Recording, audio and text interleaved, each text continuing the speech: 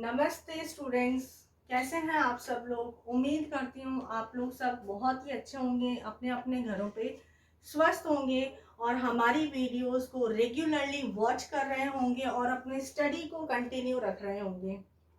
जो हमारी previous video थी उसके अंदर हमने पैकिंग एफिशिएंसी के बारे में पढ़ा था और पैकिंग एफिशिएंसी कैलकुलेट करना भी हमने सीखा था, जिसके अंदर हमने HCP, CCP, BCC and simple cubic lattice structures के लिए पैकिंग एफिशिएंसी को कैलकुलेट किया था, जिसके अंदर हमारी वैल्यूज आ जाती हैं 74%, 68% एंड 52.4% सिंपल क्यूबिक लैटिस के लिए, है ना। और बीसीसी के लिए आपकी 68% आती है पैकिंग एफिशिएंसी और एचसीपी और सीसीपी के लिए 74% पैकिंग एफिशिएंसी कैलकुलेट हुई थी। आज का जो हमारा टॉपिक है ये है closed packed structure. Closed packed structure, closed packed structure, निबिड़ संकुलित संरचनाएं। हिंदी में हम कहते हैं इनको निबिड़ संकुलित संरचनाएं, है ना। देखिए इसके अंदर क्या हो जाता है कि जो क्लोज्ड पैक्ड स्ट्रक्चर्स, उन स्ट्रक्चर्स को हम कहते हैं जिनके अंदर जब स्फीयर्स जो है आपस में ज्वाइन होते हैं तो खुद को वो इस तरीके से ज्वाइन करते हैं या जुड़ते हैं जिससे उनके बीच में मिनिमम स्पेस बाकी रहे। जो स्पेस है, जो रिक्त स्थान है, जो खाली जगह होती है वो कम से कम हो, है ना, और वो ज्यादा से ज्यादा जगह को जो है ऑक्यूपाइड कर सके।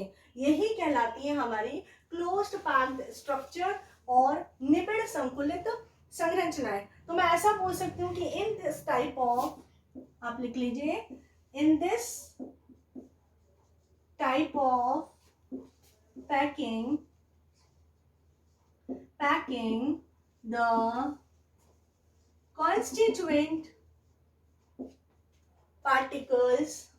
the constituent particles arrange themselves such a way that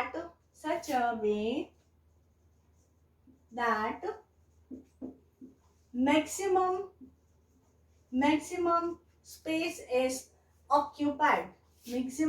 space is occupied, and minimum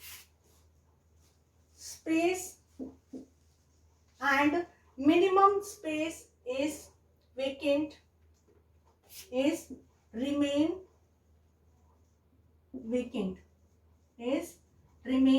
vacant। तो हम हिंदी में क्या कहेंगे, इस टाइप की निबिड़ संकुलित संरचनाओं में जो अवयवी कण खुद को इस तरीके से व्यवस्थित रखते हैं जिससे उनके बीच में कम से कम रिक्त स्थान हो और वो ज्यादा जगह को ऑक्यूपाइड या घेर पाए, ज्यादा से ज्यादा स्पेस को, स्थान को घेर पाए और कम से कम जगह उनके बीच में बच पाए। तो ऐसी ही संरचनाओं को हम क्या कहते हैं, क्लोज्ड पैक्ड स्ट्रक्चर या निबिड़ संकुलित संरचनाएं कहते हैं। तो मैंने क्या लिखा है, in this type of packing the constituent particles arrange themselves such a way that the maximum space is occupied and minimum spaces remain vacant are called closed packed structure। देखिए जब ये जो स्टेट होती है, जब ये कॉन्स्टिट्यूएंट पार्टिकल्स जो है खुद को इस तरीके से अरेंज करते हैं कि इनके बीच का स्पेस बहुत ही कम हो, है ना, तो उस टाइम में ये बहुत ही ज्यादा स्टेबल होते हैं। तो मैं ऐसा भी लिख सकती हूँ, in this packing they are in this type of packing they are mostly stable, कि ये जो है बहुत ही ज्यादा जो है इस टाइम में खुद के स्थायित्व को प्राप्त कर लेते हैं। निबिड़ संकुलित संरचनाओं के दौरान ये स्थायित्व को प्राप्त करने में सक्षम होते हैं। है ना। तो जो हम क्लोज्ड पैक्ड स्ट्रक्चर्स के बारे में पढ़ेंगे तो जो है हम 1D स्ट्रक्चर्स देखेंगे, 1 डायमेंशनल स्ट्रक्चर्स देखेंगे, 2 डायमेंशनल स्ट्रक्चर्स देखेंगे, 3 डायमेंशनल जो स्ट्रक्चर्स देखेंगे, इनके बारे में हम बात करेंगे कि closed packing structure in 1D, closed packing structure in 2D, closed packing structure in 3D, इनके बारे में हम पढ़ेंगे। ठीक है, देखिए हम 1 बाय 1 इनके बारे में देखते हैं।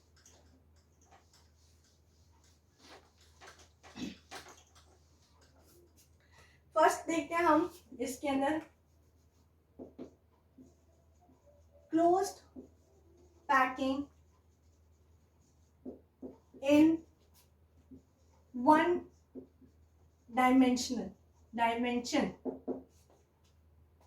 एक विमीय निबिड़ संकुलन, एक विमीय निबिड़ संकुलन।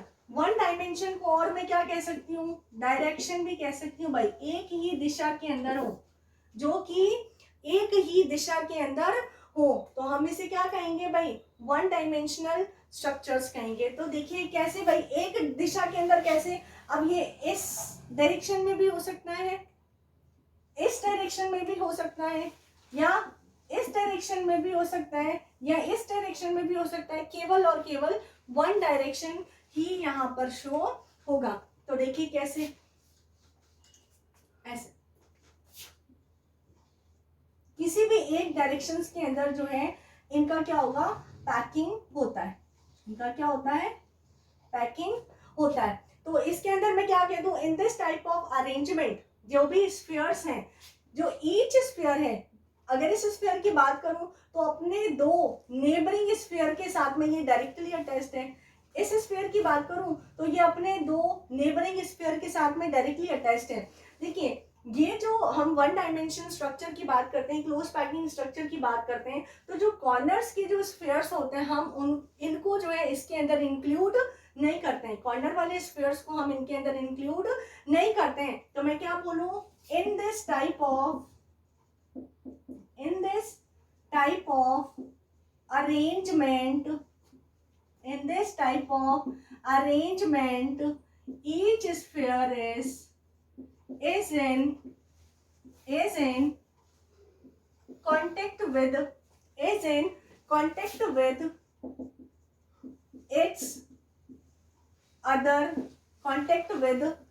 other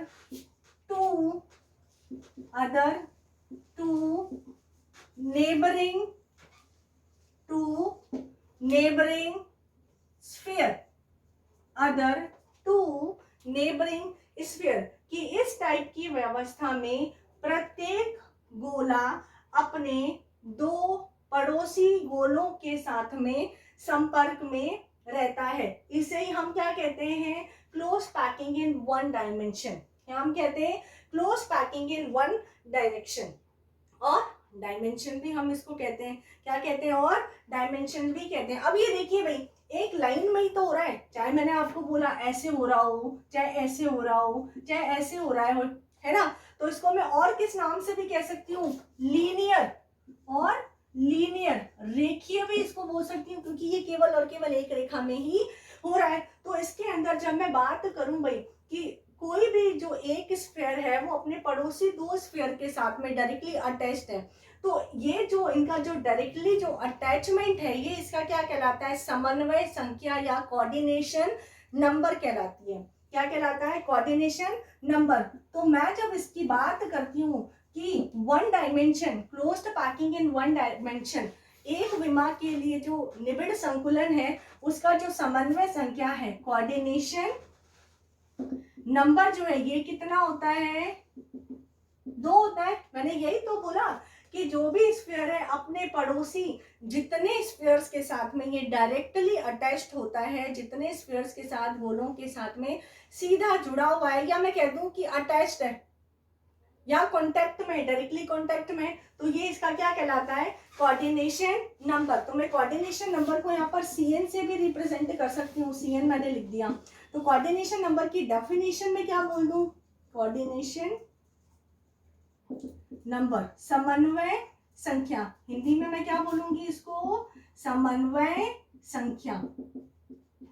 समन्वय संख्या। तो क्या बोलूं, the total number of nearest neighboring, देखिए the total number of nearest neighboring particle, number of nearest neighbouring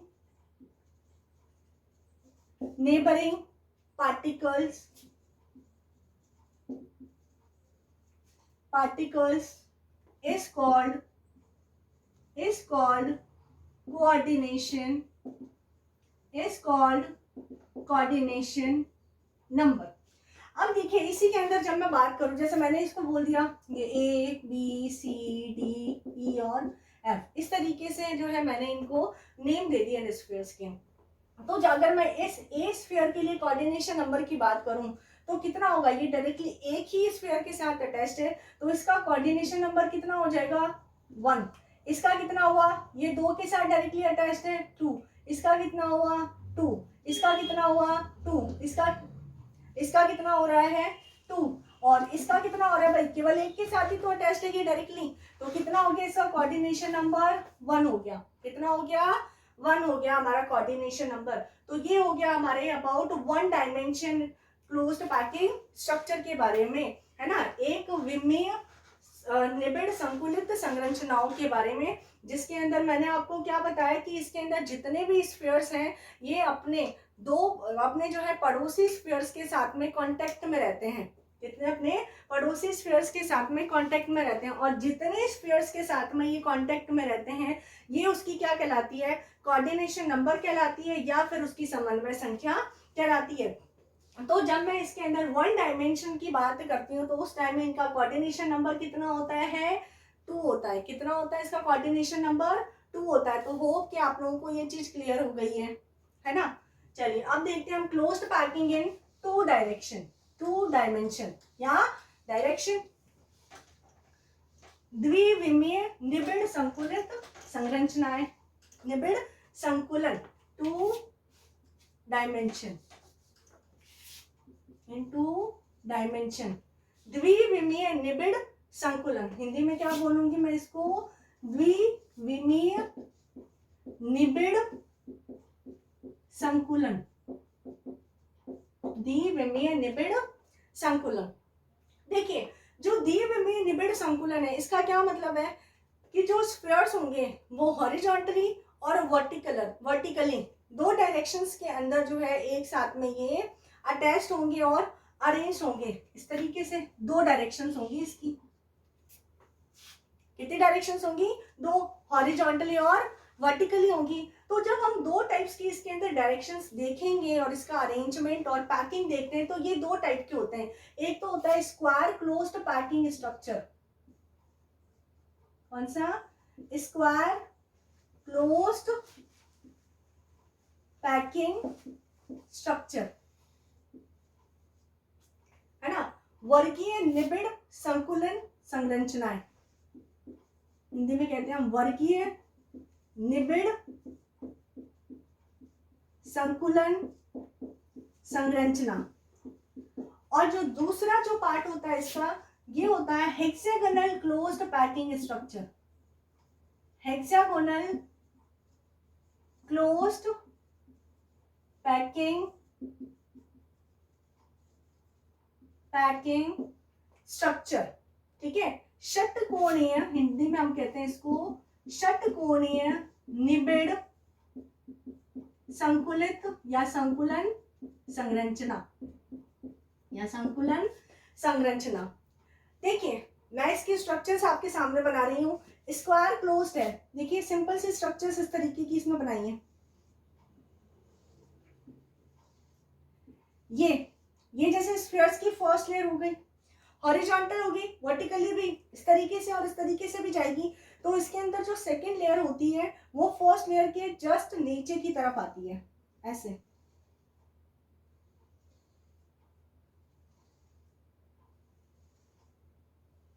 इस तरीके से, ठीक है, बिल्कुल एज इट इज स्ट्रक्चर्स। एक स्फीयर के जस्ट नीचे ही दूसरी स्फीयर भी बनती है। इसके अंदर कोई स्टैगर्ड फॉर्म यहाँ पर नहीं होता है, सांतरित रूप नहीं पाया जाता है। तो देखिए मान लीजिए ये ए लेयर है, तो जो सेकंड जो लेयर है जो प्लेस हुई है वो भी तो क्या है, सेम इसी के ही जैसी है। तो इसको भी मैंने ए कह दिया, इसको भी मैंने ए कह दिया, इसको भी मैंने ए कह दिया। तो मैं इसको और क्या बोल सकती हूँ, this type of arrangement is also called A dash dash dash type of arrangement, है ना। दिस टाइप ऑफ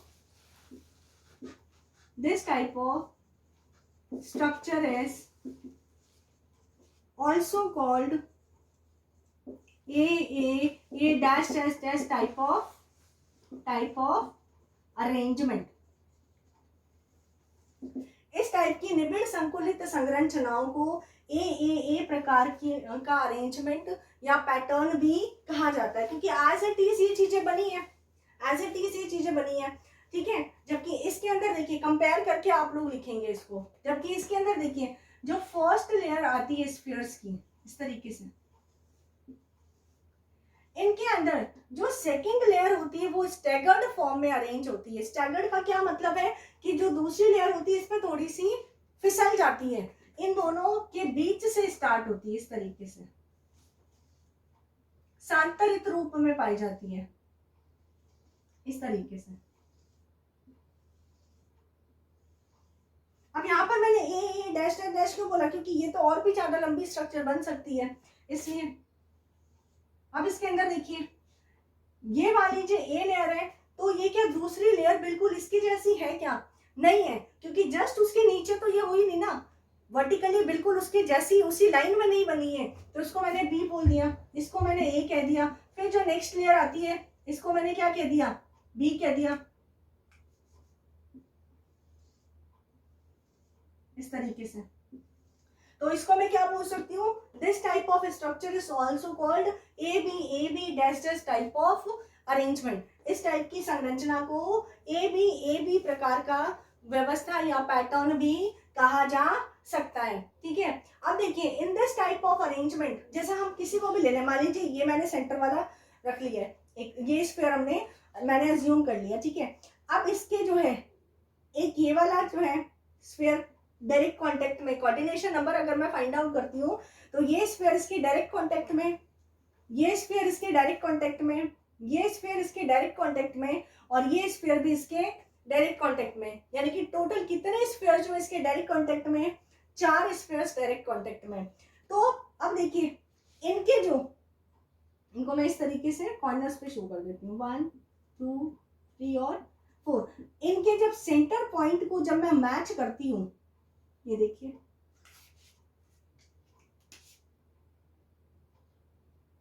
इनके जब मैं सेंटर पॉइंट को मैच कर दूं तो मुझे कैसे स्ट्रक्चर मिल रही है, स्क्वायर जैसे मिल रही है। कैसे स्ट्रक्चर मिलती है मुझको, स्क्वायर जैसी स्ट्रक्चर मिल जाती है।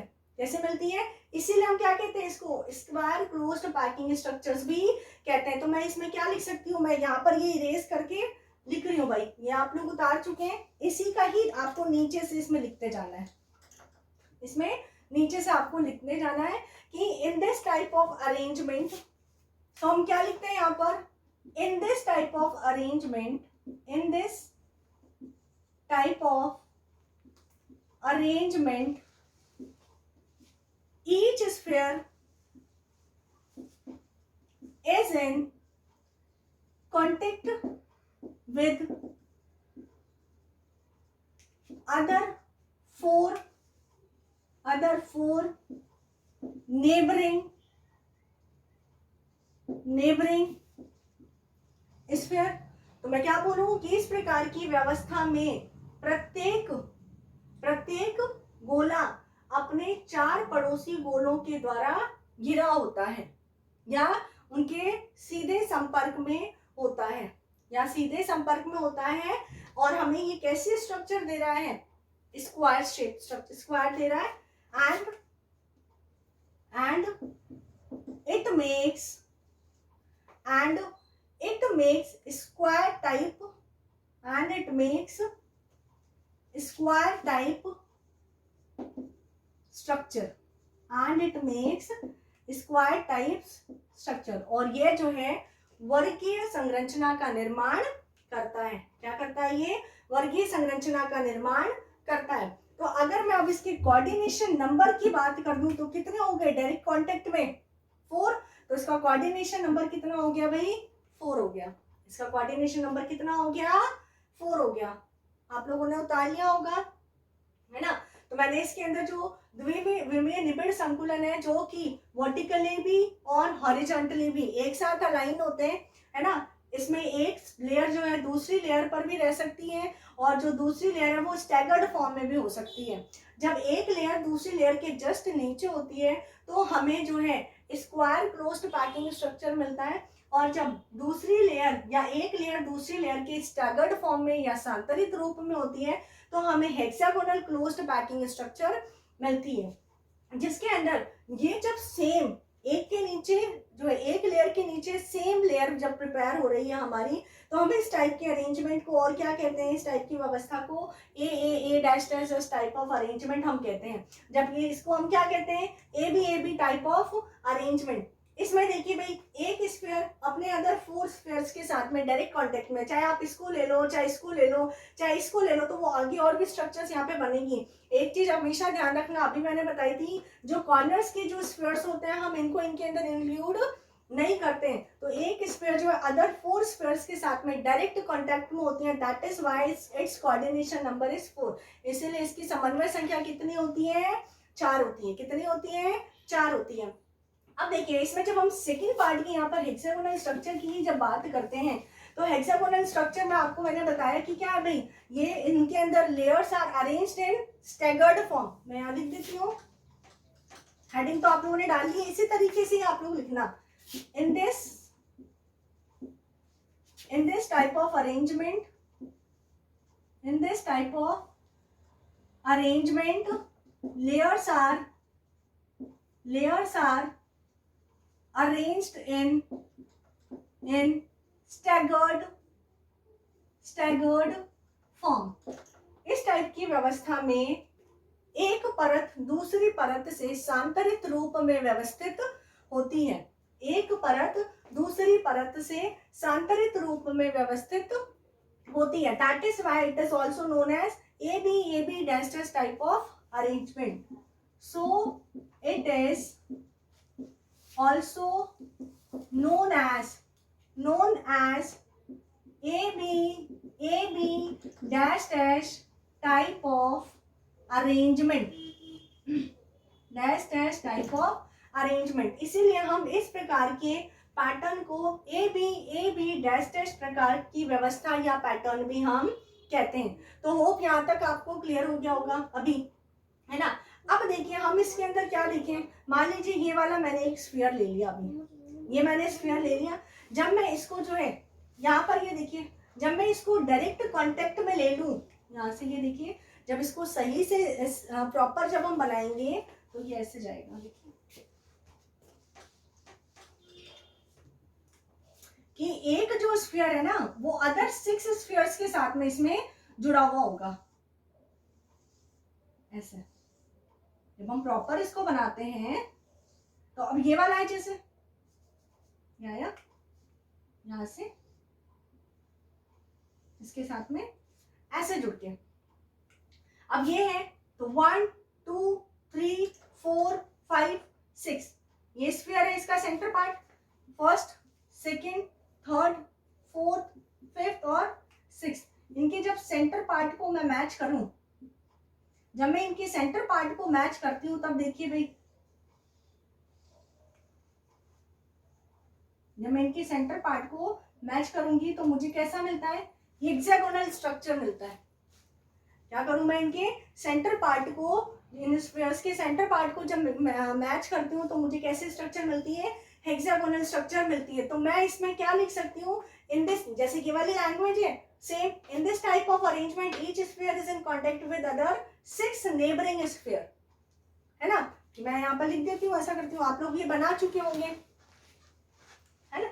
मैं इसको इरेज करके लिख रही हूं मैं, in this type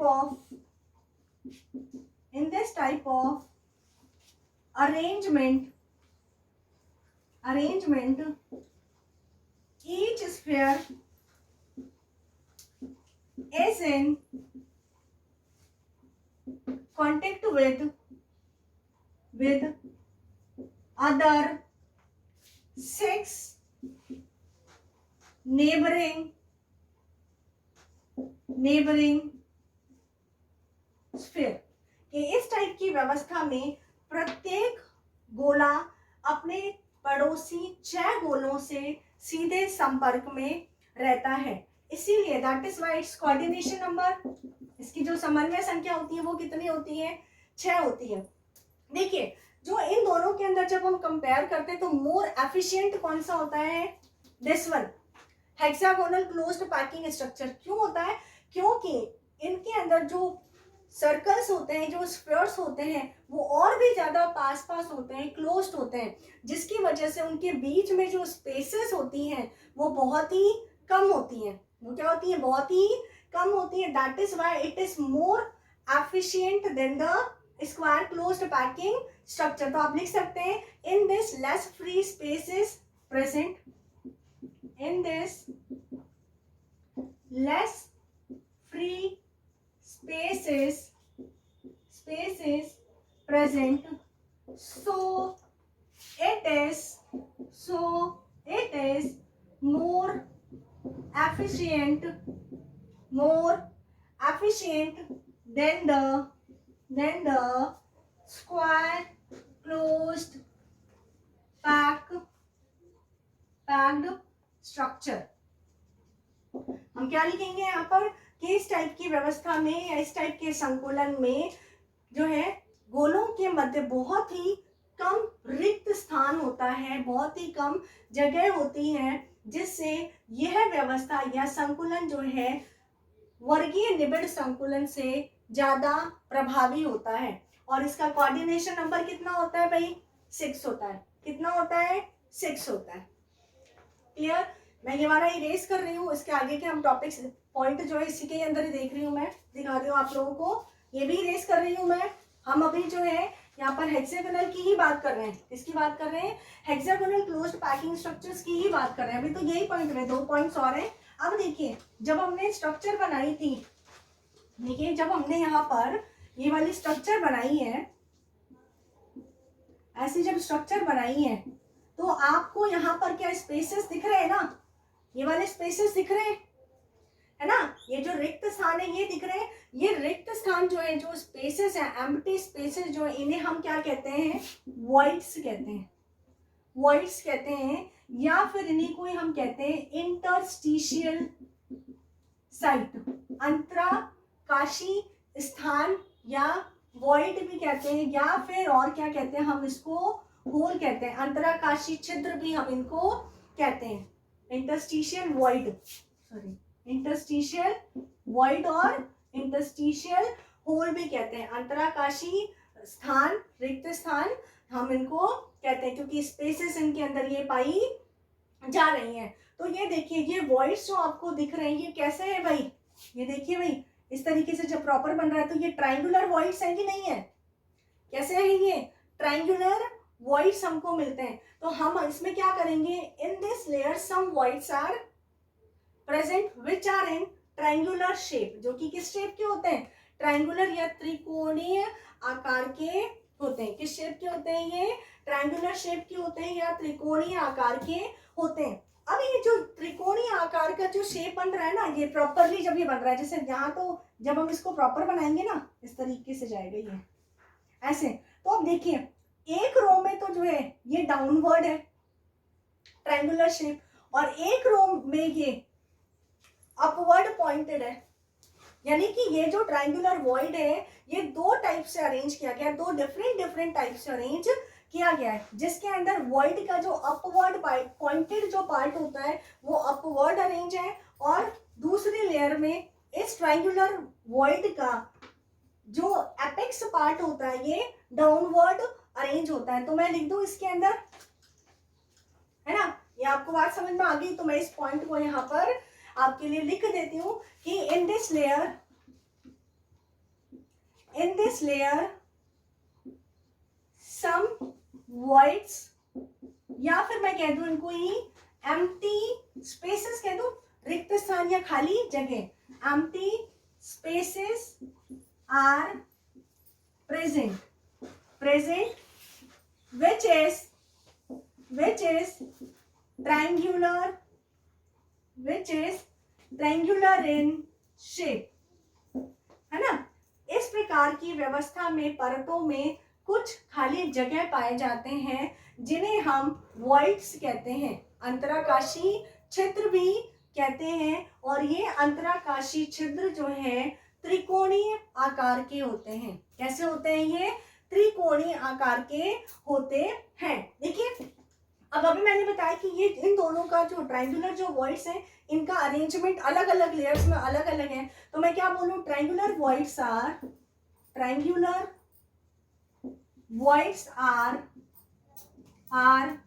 arranged in two different types, दो प्रकार से जो है ये व्यवस्थित होते हैं। एक रो में तो क्या होता है, in one row the apex of the triangular void are pointed upward, कि एक रो के अंदर तो क्या हो जाता है, जो एपेक्स होता है ट्रायंगुलर वॉइड का वो ऊपर की तरफ और दूसरी वाली में नीचे की तरफ। टाइप्स, फर्स्ट वन इज, आप लिख दीजिए यहाँ पर, triangular voids are arranged in two different types, कि त्रिकोणीय आकार के छिद्र दो अलग अलग तरह से व्यवस्थित होते हैं, है ना। इसमें पहला, in one row the apex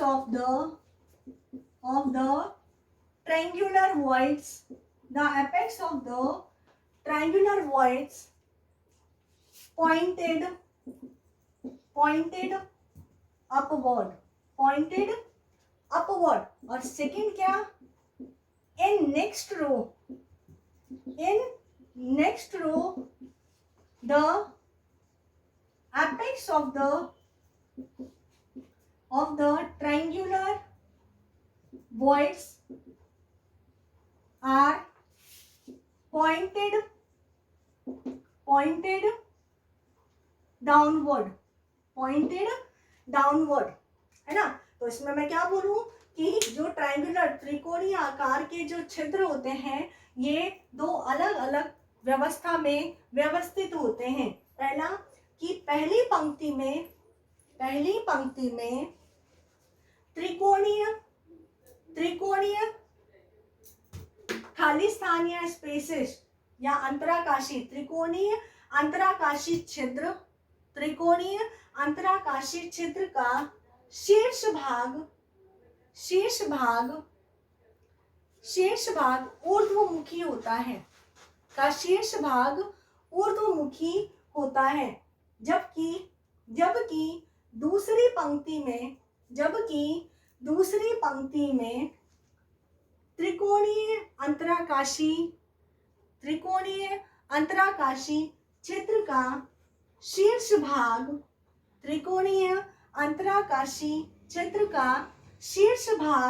अधोमुखी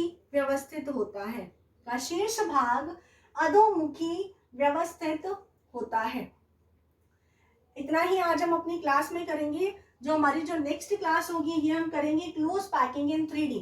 hope कि आपको 1 डायमेंशन और 2 डायमेंशन क्लियर हो चुका है। 1 डायमेंशन में मैंने क्या बोला है कि एक लीनियरली वे में ये अरेंज्ड होते हैं, जिनका कोऑर्डिनेशन नंबर हम कैसे निकालते हैं कि किसी भी पर्टिकुलर स्फीयर्स के साथ में कितने डायरेक्ट जो स्फीयर्स कॉन्टेक्ट में हैं। तो कितने स्फीयर्स कॉन्टेक्ट में होते हैं वहां पर 2, तो उसका कोऑर्डिनेशन नंबर क्या हो गया, 2 हो गया, लीनियरली है ही। फिर सेकेंड हमने देखा है कि 2 डायमेंशन के अंदर, अब 2 डायमेंशन के अंदर ये 2 डायरेक्शन में होगा, वर्टिकली और हॉरिजॉन्टली 2। और इससे जो हमें 2 टाइप्स की जो है पैकिंग स्ट्रक्चर्स मिलती हैं, कौन कौन सी, स्क्वायर और second one is hexagonal. Square में आपको क्या ध्यान रखना है कि एक स्फीयर के जस्ट नीचे दूसरा स्फीयर, फिर तीसरा भी उसके जस्ट नीचे, जबकि हेक्सागोनल क्लोज्ड पैकिंग के अंदर जो एक स्फीयर के नीचे जो है स्टैगर्ड फॉर्म में सेकेंड स्फीयर प्रेजेंट होता है। यहाँ पर ये स्क्वायर स्ट्रक्चर बनाता है, जबकि हेक्सागोनल के अंदर ये हेक्सागोनल स्ट्रक्चर बनाता है जिसमें कोऑर्डिनेशन नंबर ये 4 जो है आपके स्फीयर्स के साथ डायरेक्ट कांटेक्ट में होता है, तो कोऑर्डिनेशन नंबर 4 हेक्सागोनल में ये 6 स्फीयर्स के साथ डायरेक्ट कांटेक्ट में होता है, इसीलिए इसका कोऑर्डिनेशन नंबर क्या हो जाता है 6। देखिए कई बार क्वेश्चन पूछता है कि स्क्वायर क्लोज्ड पैकिंग और हेक्सागोनल क्लोज्ड पैकिंग में से सबसे ज्यादा एफिशिएंट कौन सा है, तो ये मैं ऑलरेडी आपको बता चुकी हूँ कि सबसे ज्यादा एफिशिएंट कौन सा होता है, हेक्सागोनल होता है। क्यों होता है, क्योंकि उनके बीच में स्फीयर्स और भी ज्यादा स्टैगर्ड फॉर्म में जब अरेंज्ड होते हैं तो उनके बीच में जो स्पेस होता है वो बहुत ही कम हो जाता है। और ये स्पेस जो वॉइड है ये किस शेप का होता है, ट्रायंगुलर शेप का होता है। और ये ट्रायंगुलर शेप का भी अरेंजमेंट 2 टाइप से है ना, एक रो में तो ये अपवर्ड डायरेक्शन में और सेकेंड रो में ये डाउनवर्ड डायरेक्शन के अंदर खुद को स्टेबल करता और अरेंज कर पाता है। तो आज की क्लास में हम इतना ही करेंगे। जो हमारी नेक्स्ट क्लास होगी वो 3D स्ट्रक्चर्स के लिए हम लोग देखेंगे। तो आप लोग वीडियोस को देखते रहिए, पढ़ते रहिए और इस वीडियो को लाइक करना ना भूलें। Thank you.